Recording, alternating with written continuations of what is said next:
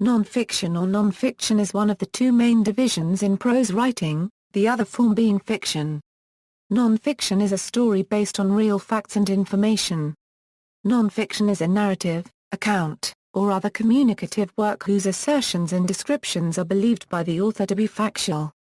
These assertions and descriptions may or may not be accurate, and can give either a true or a false account of the subject in question. However, it is generally assumed that authors of such accounts believe them to be truthful at the time of their composition or, at least, pose them to their audience as historically or empirically true. Reporting the beliefs of others in a non-fiction format is not necessarily an endorsement of the ultimate veracity of those beliefs, it is simply saying it is true that people believe them.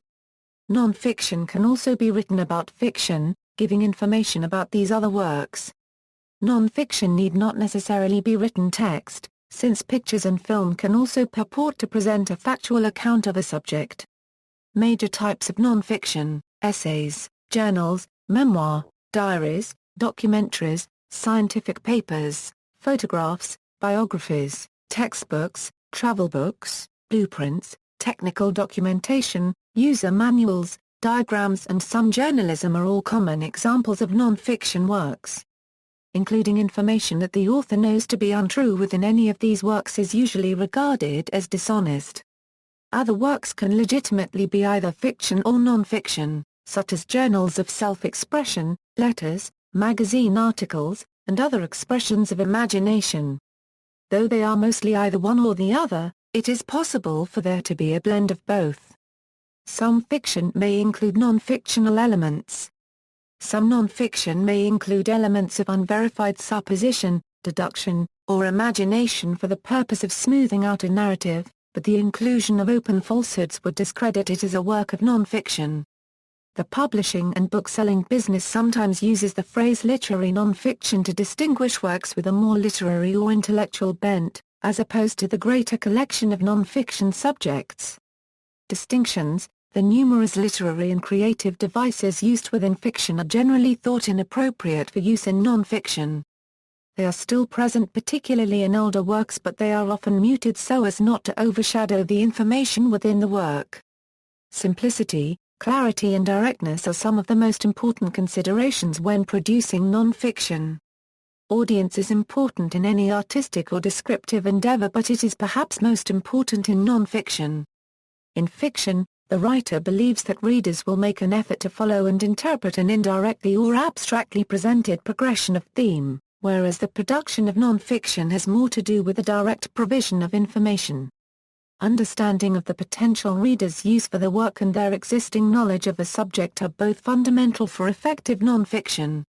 Despite the truth of non-fiction, it is often necessary to persuade the reader to agree with the ideas, and so a balanced, coherent and informed argument is vital.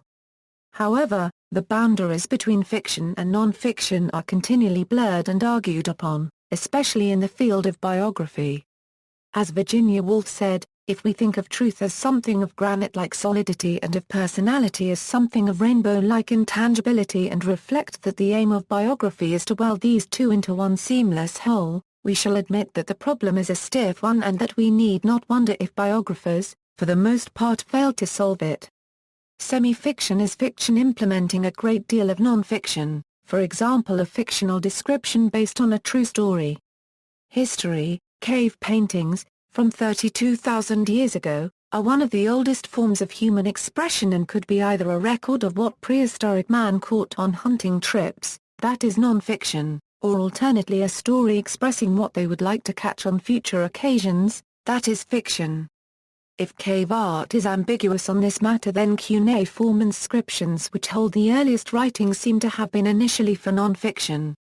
Much of the non-fiction produced throughout history is of a mundane and everyday variety, such as records and legal documents which were only ever seen by a few and are of little interest except to the historian. The non-fiction that transcends its original time tends to be viewed as either exceptionally well made or perfectly embodying the ideas, manners and attitudes of the time it was produced, even if it was not actually created as history. At any one time in history there is the body of non-fiction work which represents the currently accepted truths of the period.